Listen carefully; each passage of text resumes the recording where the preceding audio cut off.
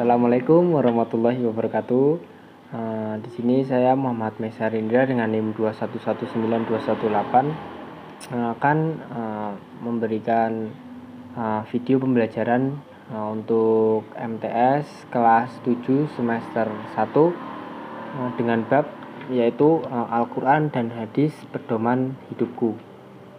Yang pertama yaitu ada penjelasan singkat dari Al-Quran dan Hadis.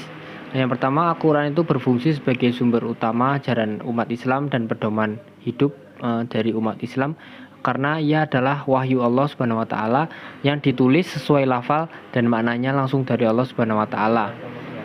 Kemudian yang diterima langsung oleh Rasulullah SAW. Sedangkan hadis berfungsi sebagai sumber utama kedua setelah Al-Quran karena ia juga merupakan wahyu dari Allah Subhanahu wa taala yang maknanya dari Allah Subhanahu wa taala sedangkan lafadznya dari Rasulullah SAW. Selanjutnya yaitu Al-Quran. Pengertian Al-Quran tersendiri menurut cendekiawan Muslim Quraisy Shihab, kata Al-Quran berasal dari kata kerja qoro'a yang berarti membaca dan kata dasarnya adalah Al-Quran yang berarti bacaan. Huruf alif pada kata Quran lanjut Quraisy Shihab mengandung arti kesempurnaan.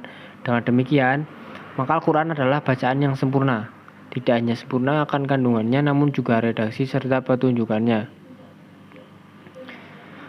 Kesempurnaan lain yang dimiliki Al-Quran yaitu karena ia mudah diingat, tidak hanya untuk orang tua, anak-anak pun sangat mudah menghafalnya. Kemudian kesempurnaan Al-Quran itu telah terbukti dalam sejarah bahwa tiada satu bacaan pun sejak manusia mengenal tulis baca ribuan tahun yang lalu yang dapat menandingi Al-Quran Al-Karim, bacaan yang sempurna lagi mulia itu.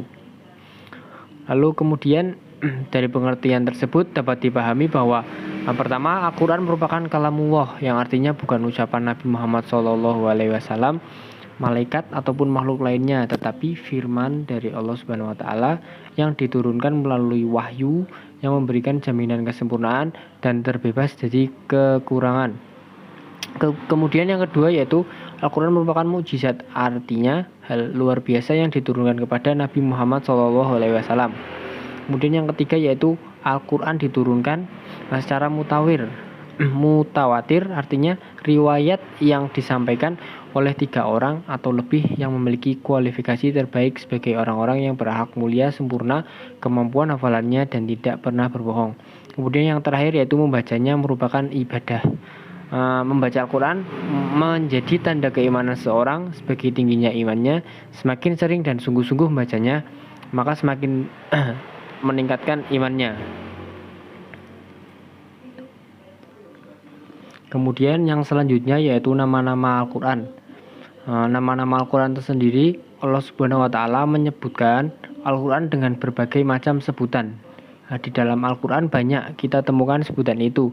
Di antaranya adalah Alkitab atau Kitab Allah. Dapat kita temukan di dalam surat Al-Baqarah ayat 2 yang berbunyi Dzalikal kitabu la raiba fihi hudal lil muttaqin, yang artinya yaitu kitab atau Al-Quran ini tidak ada keraguan padanya, petunjuk bagi mereka yang bertakwa. Kemudian Allah Subhanahu wa taala juga menyebutkan Al-Quran dengan Al-Furqan. Sebutan ini dapat kita temukan di dalam surat Al-Furqan ayat pertama yang berbunyi Tabarakalladzi nazzalul furqana ala abdihi liyakuna lil alamin nadhira. Artinya itu maha suci Allah yang telah menurunkan Al-Furqan yaitu Al-Quran kepada hambanya agar dia menjadi pemberi peringatan kepada seluruh alam. Kemudian selanjutnya yaitu ada fungsi Al-Quran. Yang pertama, fungsi Al-Quran dalam Islam. Fungsi Al-Quran itu secara umum yaitu sebagai sumber ajaran atau hukum Islam yang paling utama, kemudian sebagai konfirmasi dan informasi terhadap hal-hal yang tidak dapat diketahui oleh akal, kemudian petunjuk hidup manusia ke jalan yang lurus tentang berbagai hal, dan sebagai pengontrol dan pengoreksi terhadap ajaran-ajaran masa lalu, yaitu kitab Injil, Zabur, dan Taurat. Mayoritas kaum muslimin menyepakati 4 macam dalil atau sumber hukum sekaligus urutan dalam prioritasnya. Yang pertama ada Al-Quran, hadis, kemudian sunnah atau sunnah, ijma, dan qiyas.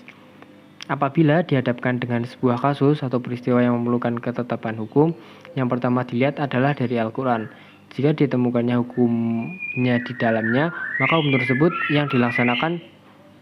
Jika di dalam Al-Quran tidak ditemukan, maka kemudian dicari dalam sunnah atau as-sunnah. Kemudian jika ditemukan hukumnya di dalam sunnah, maka hukum tersebut yang dilaksanakan.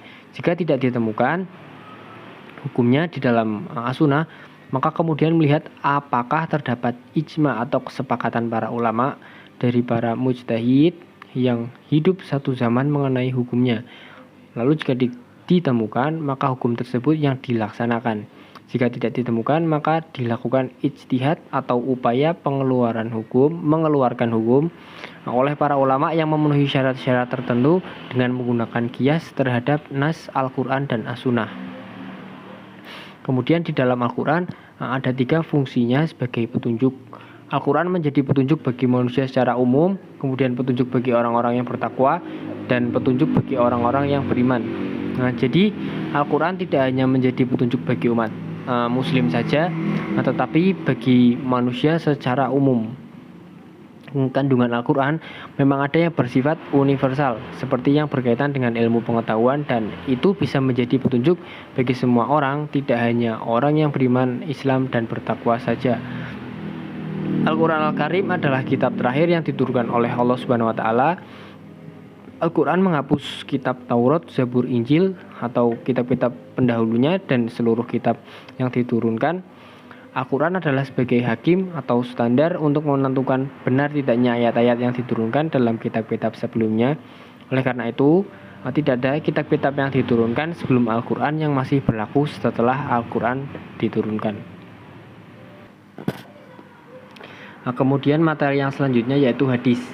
Pengertian hadis di sini secara bahasa artinya hadis itu artinya baru atau tidak lama ucapan, pembicaraan atau cerita. Menurut para ulama, hadis merupakan sinonim dari sunnah, yaitu setiap sesuatu yang diriwayatkan atau dinisbahkan kepada diri Rasulullah SAW, baik berupa perkataan, perbuatan, dan penetapan sifat atau perjalanan Nabi, baik sebelum atau sesudah diutus menjadi Rasul.